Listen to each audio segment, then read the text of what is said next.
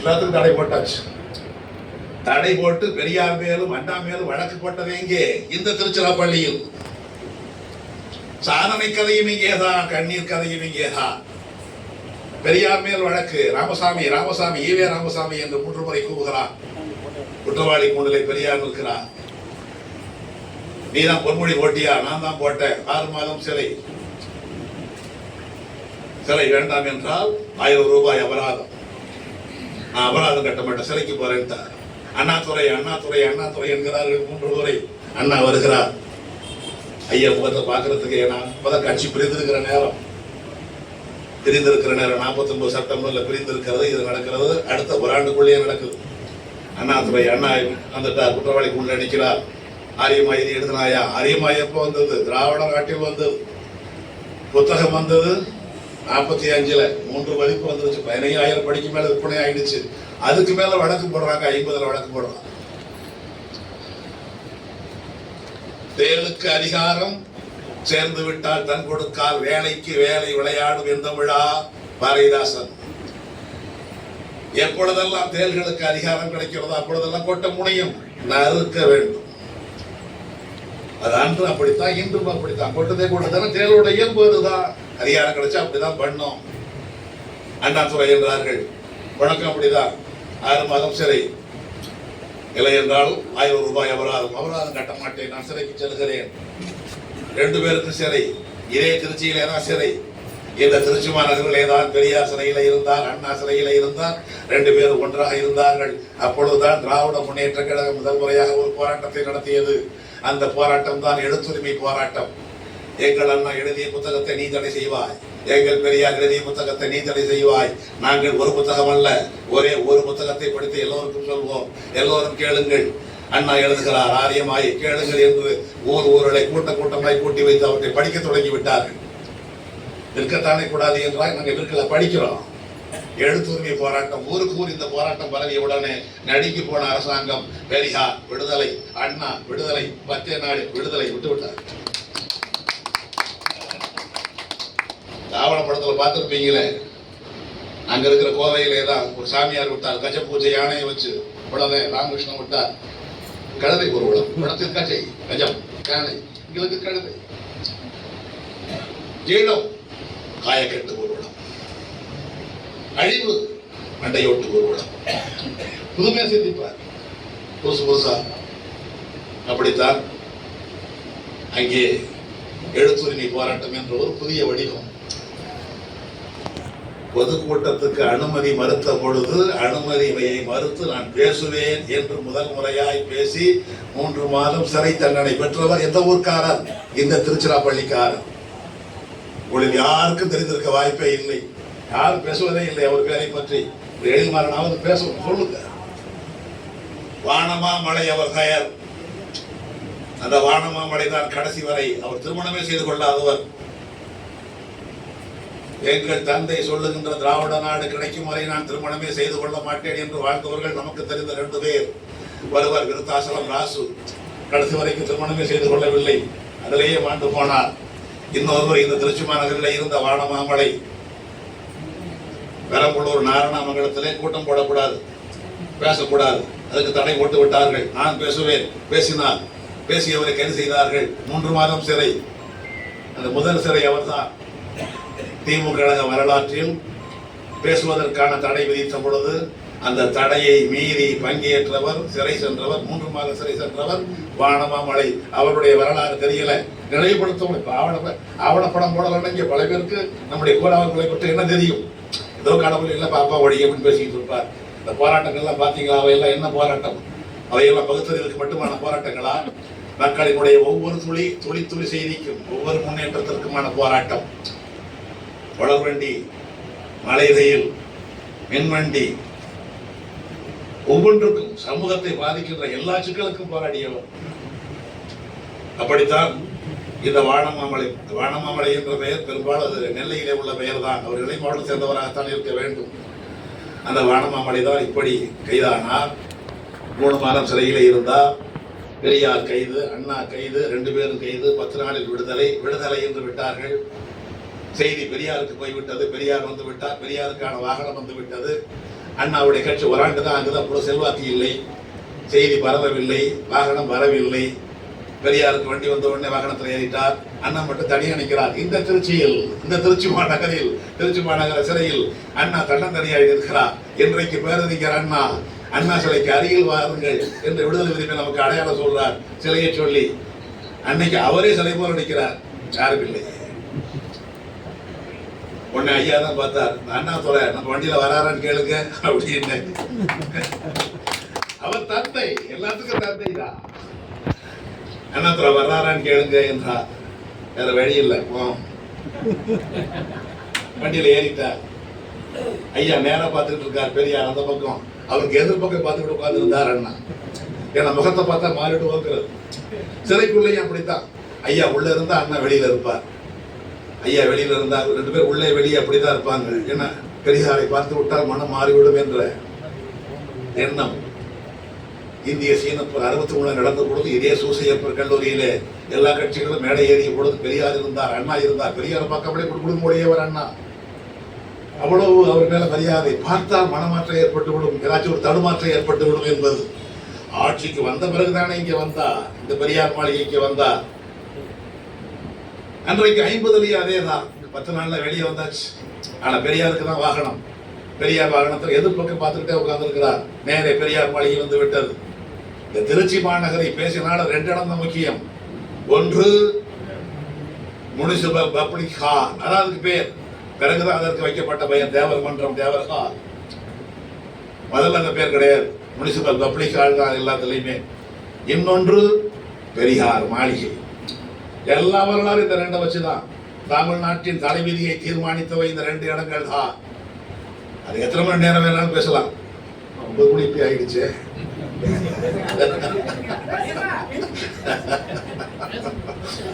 சுருக்கமா சொல்லிடுறேன். அந்த நேர பெரியார் மாளிகை வந்த உடனே அண்ணாதுரை எங்க போகணும்னு சொல்றாரு, அங்க கூட்டி விட்டுருங்க. என்ன அண்ணா எங்க போகணும்னு கேட்ட பொழுதுதான் சங்கரன் பிள்ளை சத்திரம், அவருடைய தம்பி தான் சாம்பு.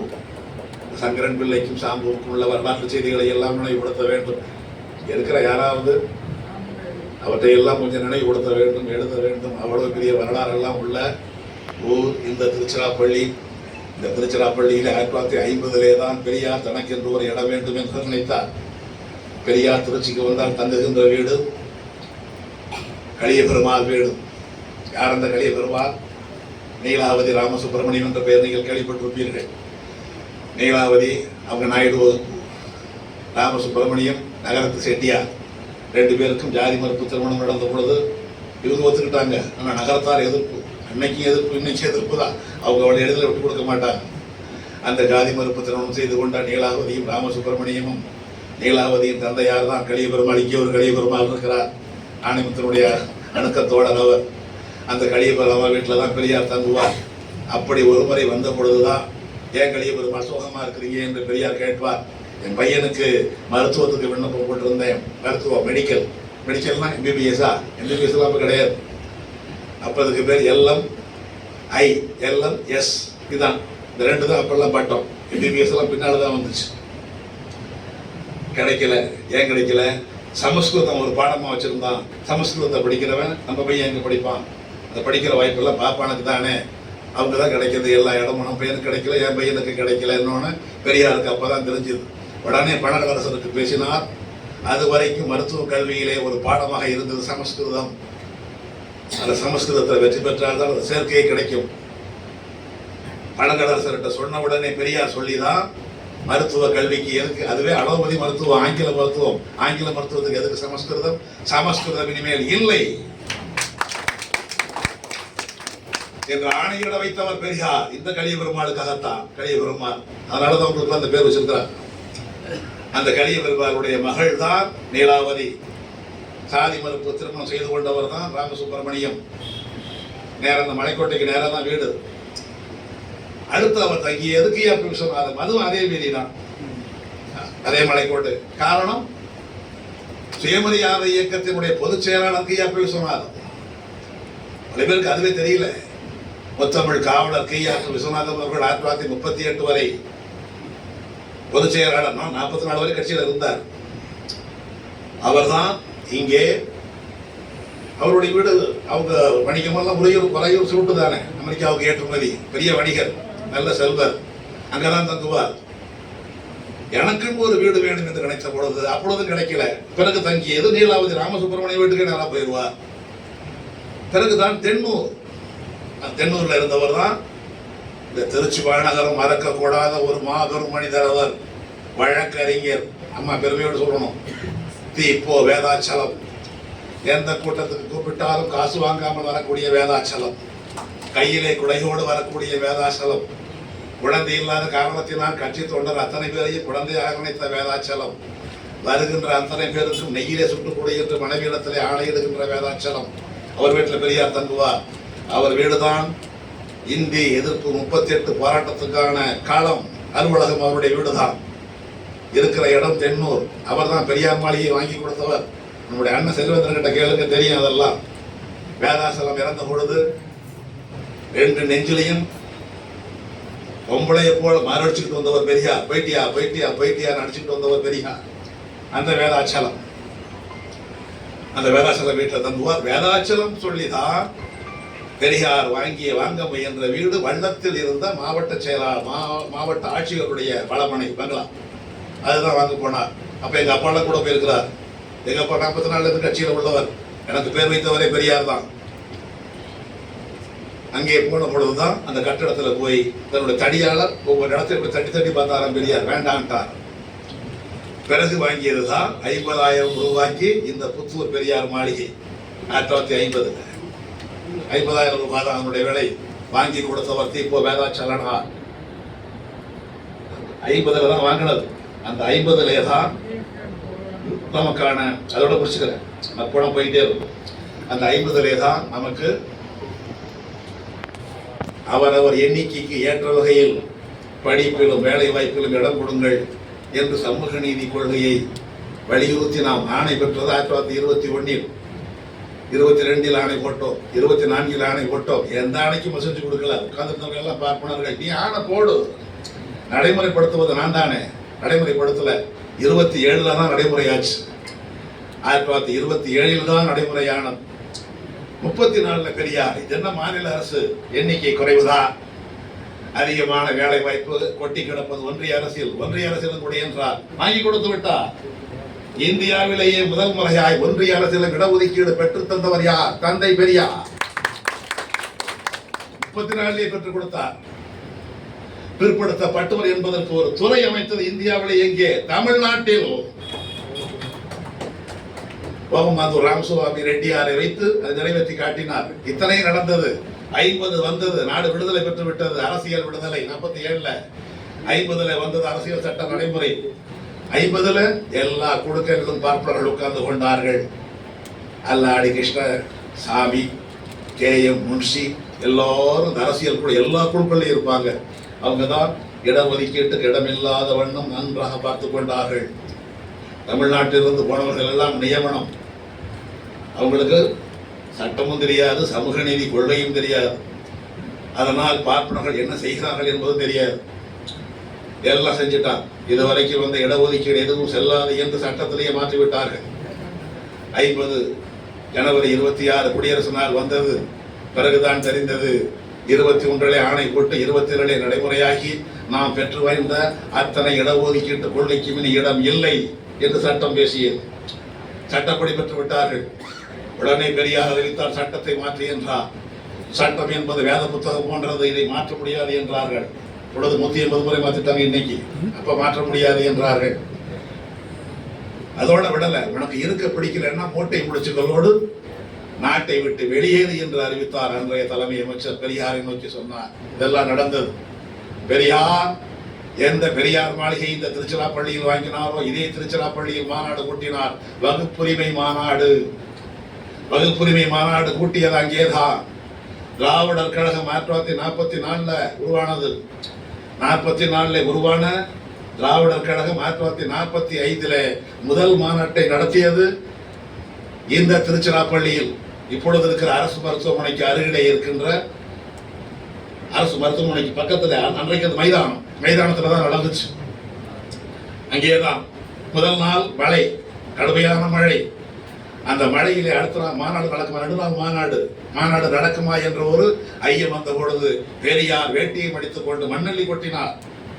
அது அண்ணா எழுதுவார், நாங்கள்லாம் விளையாட்டு பசங்க, ஐயா வேட்டியை மடிச்சு கட்டிக்கிட்டு மண்ணள்ளி போட்டுக்கிட்டு இருந்தப்ப நானும் ஏவைக்கு சம்பத்தெல்லாம் விளையாடி கொண்டு சிரிச்சு கொண்டு வேடிக்கை பேச்சு பேசிக் கொண்டிருந்தோம்.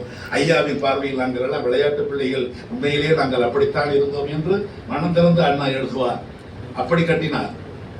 அந்த மாநாட்டில் தான் 45 நடந்த இந்த மாநாட்டிலே தான் முதல் முறையாக பெரிய பட்டை அடித்துக் கொண்டு ருத்ராட்ச பட்டை கட்டி கொண்டு சைவ பழமாக இருந்த தமிழ் மறவர் வை பொன்னம்பலனார் பகுத்தறிவாதியாகி முதல் முறையாய் பங்கெடுத்தார். 45ல அவர்கிட்ட மாணவராக இருந்தவர் ஆணைமுத்து அவர் அழைச்சிக்கிட்டு வந்தவர், அவர் தான் மாத்திக்கிட்டு வந்துட்டார். அந்த பகுத்தறிவு பழமாக மாறிப்போன வை பொன்னம்பலனார் தான் கொத்தாக மாணவர்களை மாற்றினார். அவருடைய மாணவர் தான் ஆணைமுத்து, அவருடைய மாணவர் தான் பெருஞ்சித்திரனார், அவருடைய மாணவர் தான் சிலம்பொலி செல்லப்பன், அவருடைய மாணவர் தான் பொற்கோ. வகுப்பறைக்கு வருகிற பொழுதே பை இருக்கும், பையிலேயே கனகக்கொடி இருக்கும், சுத்தி கருப்பு நடுவுல சிவப்பு, அப்படி வரக்கூடிய தமிழ் மறவர் வை பொன்னம்பலனார். பாரதிதாசனை அஞ்ச செய்தவர் அந்த பொன்னம்பலனார். 38ல பாரதிதாசன் முதல் தொகுதி போடுவார். அதான் முதல் தொகுதி பாரதிதாசன் கவிதைகள் என்று. அது வரைக்கும் எந்த கவிஞன் பேரிலேயே அவருடைய பெயர்ல ஒரு கவிதை தொகுப்பு வந்தது இல்லை. பாரதியாருக்கெல்லாம் வரல. பஞ்சாலி சபதம், கண்ணன் பாட்டு, ஆறு ஒரு பங்கு இப்படிதான் வந்தது. பாரதியார் கவிதைகள் என்று வந்ததெல்லாம் பாரதிதாசனை பார்த்துத்தான். அந்த தொகுதியை வெளியிட்டவர் குத்தூசி குருசாமி, அதற்கு நிதி கொடுத்தவர் வல்லனார் பக்தர் தி கே நாராயணசாமி நாயுடு.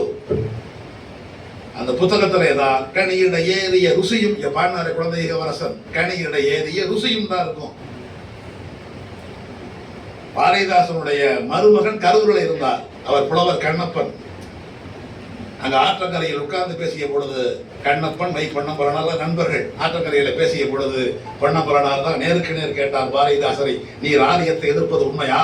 ஆமா, இல்லைன்னா நீர் ஆரியத்தை எதிர்ப்பது உண்மை என்றால் ஏன் உன்னுடைய பாடலில் ஆரிய சொற்கள் வருகின்றன? எதை சொல்றீங்க?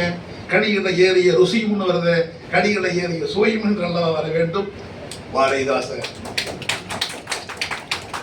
நேர்மையா எழுதினார். எனக்கு அதில் அறியாமைதான். வட சொல் நீக்கி வண்டமிழ் இன்பம் இடச் செய்தான் பொன்னம் பழம், என்னை தூய தமிழ் நோக்கி மாற்றி அமைத்தவர் வை பொன்னம்பலனார்.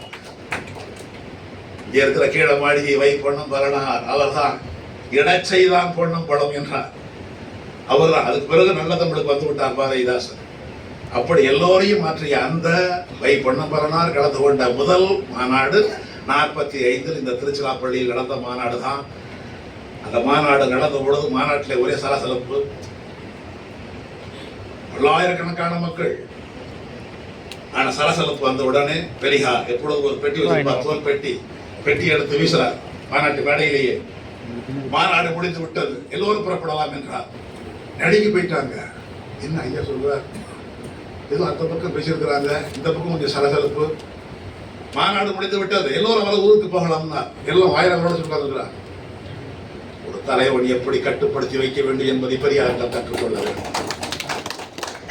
2 நாள் மாநாடு ஒழுங்காய் நடந்தது. இந்த திருச்சிராப்பள்ளி தான் காட்டி கொடுத்தது பெரியார் எப்பேற்பட்ட கட்டுப்பாட்டோடு வைத்திருக்கிறார் என்று. இது 45, 50 நடந்தது. இந்த பெரியார் மாளிகைக்கு போட முடியல, மாளிகை சின்ன இடம், மாளிகைக்கு வெளியில் தான் வகுப்புரிமை மாநாடு என்று போட்டார். மாநாட்டுக்கு திரண்ட மக்கள் கூட்டத்தை பார்த்து அரசு அஞ்சியது. அப்பொழுதுதான் இங்கே பட்டேல் வந்தார். பட்டேல் இடத்துல போய் சொல்லுங்கள் என்று ஒரு குழுவை அனுப்பினார் பெரியார். உடனே அரசியல் சட்டம் முதல் முறையாய் திருத்தப்பட்டது, 15 உட்பிரிவு 4. அப்படி திருத்தப்பட்ட அந்த சட்டத்தால் தான் இன்றைக்கு நாற்காலியில் உட்கார்ந்திருக்கிறோம். இந்திய அரசியல் சட்டம் முதல் முறையாய் திருத்தப்பட்டது யாரால்? தந்தை பெரியாரால். 15 உட்பிரிவு 4 என்பது அந்த சட்ட திருத்தம் வந்ததினாலே தான் பிற்படுத்தப்பட்ட மக்கள் அவரவர் எண்ணிக்கைக்கேற்ப கல்வியில் இடம் பெற்றார்கள், வேலை வாய்ப்பில் இடம் பெற்றார்கள். அதோடு நிறுத்திக் கொள்ளக்கூடாது. விடுதலை அரசெல்லாம் கவனிக்கணும், மேடையில் பேசணும், எல்லா இடத்துலையும். விடுதலை சிறுத்தைகள் தோழர்கள்லாம் வந்திருக்கிறாங்க, சொல்லணும் இதெல்லாம். அம்பேத்கர் பெற்றுக் கொடுத்தது வேலை வாய்ப்புக்கு மட்டும் தான், தாழ்த்தப்பட்டோருக்கு, பட்டியலின மக்களுக்கு அம்பேத்கர் பெற்றுக் கொடுத்தது வேலை வாய்ப்பிற்கு மட்டும். பெரியார் பெற்றுக் கொடுத்த அந்த திருத்தம் 15 உட்பிரிவு 4 என்பதுதான் பட்டியலின மக்களுக்கு கல்வி உரிமை பெற்றுக் கொடுத்தது. எல்லா விடுதிகளிலும் இருக்க வேண்டியது பெரியார் படம் 1, அம்பேத்கர் படம் 1. அரசியல் சட்டத்திலே எனி கிளாஸ் என்று எழுதி வைத்து விட்டு சென்று விட்டான் M.N. ராவ். அவன் தான் சட்டத்தை எழுதியவன், ஒழுங்குபடுத்தியவர் தான் அம்பேத்கர், எழுதினவர் அவர் இல்லை. எனி கிளாஸ் என்பதில் அவர் சொல்ல நினைத்தார் அம்பேத்கர், எனி பேக்வர்ட் கிளாஸ். இந்த பேக்வர்ட் கிளாஸ் என்று சொன்னதனாலே தான் நாம் எங்க சாதி இவ்வளவு எண்ணிக்கை என்று உரிமை கொண்டாடி நாம் அதற்கான உரிமைக்கு போராடி கொண்டிருக்கிறோம், பெற்றுவிட்டோம். இத்தனைக்கு காரணம் அம்பேத்கர் செஞ்ச ஒரே ஒரு சொல் மாற்றம் தான். எனி கிளாஸ் என்று மட்டும் இருந்திருந்தால் இன்று வரை நமக்கு எதுவும் கிடைத்திருக்கார். அம்பேத்கர் நம்முடைய வணக்கத்திற்குரியவர், மதிப்பிற்குரியவர், நன்றிக்குரியவர். அதுபோல பெரியார் பிற்படுத்தப்பட்ட மக்களுக்கு மட்டுமே உரியவர், அம்பேத்கர் தாழ்த்தப்பட்ட மக்களுக்கு மட்டுமே உரியவர் என்பது ஏமாற்று சொல். அம்பேத்கர் பிற்படுத்தப்பட்ட மக்கள் என்பதற்கான அந்த சொல்லையே கொடுத்தவர் பேக்வர்ட் கிளாஸ். அதுபோல் தாழ்த்தப்பட்ட மக்களுக்கான கல்வி உரிமையை பெற்றுக் கொடுத்தவர் யார்? தந்தை பெரியார். இந்த 15 உட்பிரிவு 4 என்பது அதற்கு அடிப்படையாக அமைந்தது இந்த திருச்சிராப்பள்ளியிலே அவர் நடத்திய வகுப்பு உரிமை மாநாடு. இந்த திராவிடர் இயக்கம் மக்கள் இயக்கமாக மலர்ந்தது 2. 1 இந்திய எதிர்ப்பு 38